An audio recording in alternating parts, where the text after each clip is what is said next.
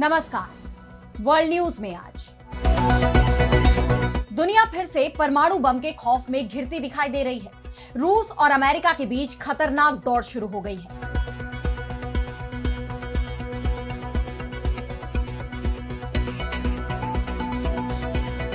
Donald Trump ने ऐलान कर दिया है कि 30 साल बाद अब अमेरिका परमाणु हथियारों पर फिर से फोकस करेगा। तो रूस तो पहले से ही परमाणु हथियारों को टेस्ट कर रहा है और उसने पिछले 3 दिनों में जिस तरह के हथियार दुनिया को दिखाए हैं, उसने अमेरिका की चिंता बढ़ा दी है। रूस के नए हथियारों के बाद ट्रंप ने भी कहा है कि अमेरिका करेगा परमाणु बम का परीक्षण। ट्रंप के इस दावे से पूरी दुनिया में हलचल दिखाई दे रही है और परमाणु बम को लेकर एक नई दौड़ शुरू होने के संकेत मिल रहे हैं। दुनिया में परमाणु हथियार की बढ़ती इस होड़ पर हम करेंगे विस्तार से चर्चा, लेकिन आइए जरा उन खबरों को भी देख लें जिन पर आगे होगी बात। ट्रंप और जिनपिंग के बीच ट्रेड डील पर बनी बात। जल्दी ही दोनों देशों के बीच होगा समझौता। ट्रंप ने चीन पर 10% टैरिफ कम करने का किया है ऐलान। ईरान के परमाणु संयंत्रों के आसपास तेज हुई हलचल। 10 परमाणु बम कभी भी तैयार कर सकता है ईरान, अमेरिका तक टेंशन। सूडान में भड़का गृह युद्ध, अस्पताल को भी बनाया गया निशाना। 2000 से ज्यादा लोगों की गई जान। और चलते चलते में देखेंगे दुनिया की वो जगह जहां ना तो कोई पैदा होता है और ना ही देता है जान। 2500 लोग का है यहां बसेरा। इन सभी खबरों पर हम विस्तार से करेंगे बात, लेकिन पहले एक नजर हेडलाइंस पर। इजरायल ने फिर तोड़ा युद्ध विराम। दक्षिणी गजा में फिर की एयर स्ट्राइक। डर के साए में जीने को मजबूर फलस्तीनी जनता। ईरान को लेकर अमेरिका के रुख में आई नरमी। चाबहार बंदरगाह पर लगे प्रतिबंधों पर छूट को 31 दिसंबर 2025 तक बढ़ाया। 2024 से 10 साल के लिए भारत इस बंदरगाह का कर रहा है संचालन। बांग्लादेश वापसी पर पूर्व पीएम शेख हसीना का बड़ा बयान। कहा, राजनीति में फिर से लौटेगी अवामी लीग। कोई एक व्यक्ति या परिवार देश का भविष्य नहीं कर सकता तय। ब्राजील में ड्रग गिरोह के खिलाफ सबसे बड़ा एक्शन। पुलिस की कार्रवाई में 132 की मौत। सड़क पर उतरे लोग, राज्यपाल से इस्तीफे की मांग, शव रखकर किया प्रदर्शन। तो दुनिया में परमाणु हथियारों की दौड़ बढ़ती जा रही है। पिछले 24 घंटों में न्यूक्लियर हथियारों को लेकर तमाम दावे और बयान सामने आए हैं। अमेरिकी राष्ट्रपति डोनाल्ड ट्रंप ने कहा है कि उनका देश अब नए सिरे से परमाणु हथियारों का परीक्षण करेगा। तो जब वो चीन के राष्ट्रपति शी जिनपिंग से मिलने पहुंचे तो धमकी भरे अंदाज में बोले कि अमेरिका के पास चीन की तुलना में बहुत ज्यादा परमाणु हथियार है। हम किसी की धमकी के आगे नहीं झुकेंगे। वो बात अलग है कि ट्रंप खुद ही चीन को परमाणु हथियारों की धमकी दे रहे हैं। इससे पहले वो रूस को भी धमका चुके हैं, लेकिन पुतिन के सामने उनकी एक नहीं चल पा रही है। इस बीच रूस ने न्यूक्लियर हथियारों को लेकर सबसे बड़ा धमाका किया है। रूस ने परमाणु क्षमता से लैस और परमाणु ऊर्जा से चलने वाले अपने अंडर वाटर ड्रोन पोसाइडन का सफलतापूर्वक परीक्षण किया है। रूसी राष्ट्रपति व्लादिमीर पुतिन ने इसकी घोषणा करते हुए कहा कि हमने एक और संभावित प्रणाली मानव रहित अंडर वाटर डिवाइस पोसाइडन, जो एक परमाणु ऊर्जा इकाई से भी लैस है, उसका एक और परीक्षण किया है। इस ड्रोन टॉर्पेडो को रोकने का कोई तरीका नहीं है। रूस का नया हथियार पारंपरिक पनडुब्बियों से भी तेज जा सकता है और दुनिया के किसी भी महाद्वीप तक पहुंच सकता है।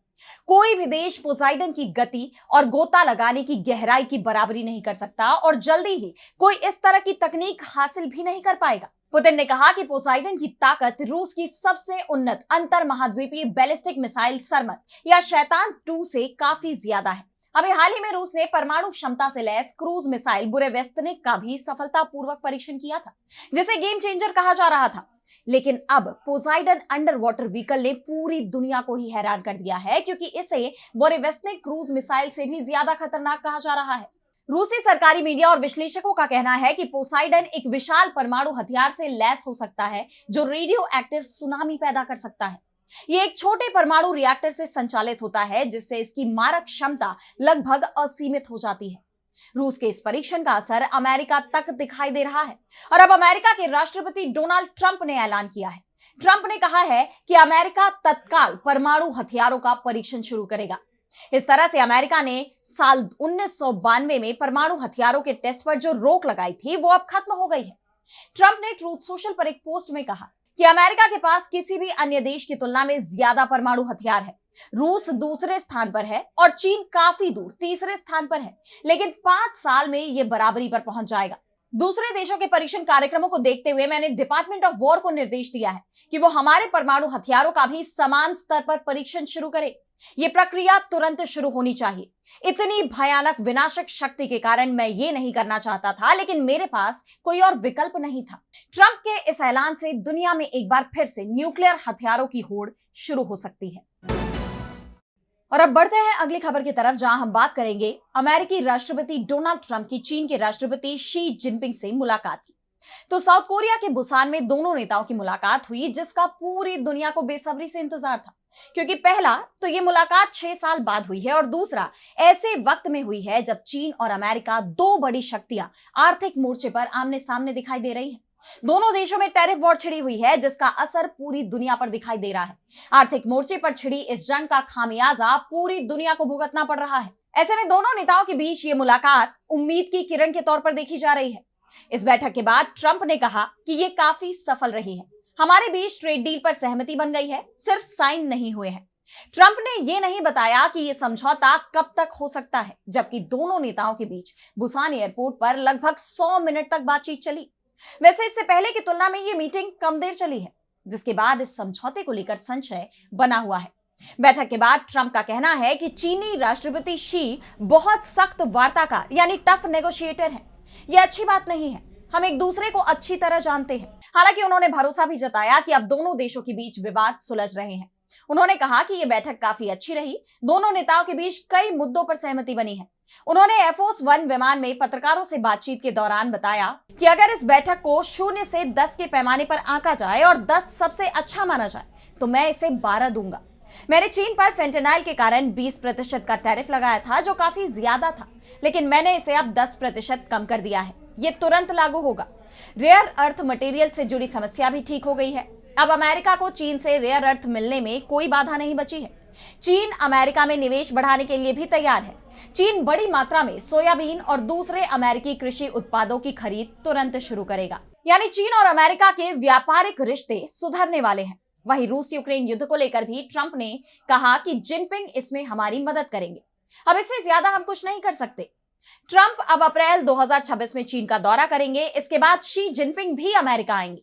वहीं इस बैठक को लेकर जिनपिंग के रुख की बात करें तो पश्चिमी मीडिया के रिपोर्ट्स के मुताबिक जिनपिंग ने ट्रंप से कहा कि हम हमेशा एक दूसरे से सहमत नहीं रहे हैं और ये नॉर्मल है। बड़ी आर्थिक शक्तियों के बीच टकराव होना नॉर्मल है। चीन और अमेरिका को पार्टनर और दोस्त होना चाहिए। दोनों देशों को बदले की कार्रवाई के बुरे चक्र में फंसने से बचना चाहिए। यानी जिनपिंग ने एक तरह से ट्रंप को चेतावनी भी दी है कि दुश्मनी से बेहतर है दोस्ती। अब देखना यह होगा कि ट्रंप और जिनपिंग की ये मुलाकात दोनों देशों के बीच जारी तनाव को कम करने में कितनी कामयाब होती है। और अब अगली खबर में हम बात करेंगे ईरान के परमाणु कार्यक्रम की। तो ईरान परमाणु बम नहीं बनाएगा, ये बात ईरान के supreme leader Ayatollah Ali Khamenei लगातार कह रहे हैं।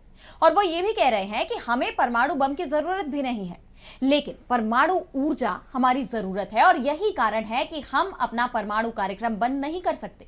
इस बीच संयुक्त राष्ट्र परमाणु निगरानी संस्था के प्रमुख राफेल मारियानो ग्रोसी ने ईरान को लेकर कुछ और ही दावा कर दिया। उन्होंने कहा है कि ईरान के परमाणु संयंत्रों के आसपास जबरदस्त हलचल देखी जा रही है।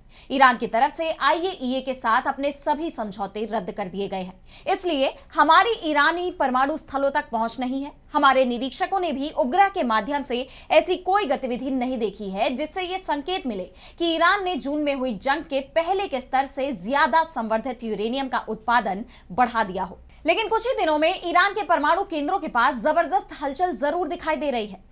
और सबसे ज्यादा चिंता की बात यह है कि 60% संवर्धित परमाणु सामग्री अभी भी ईरान में है।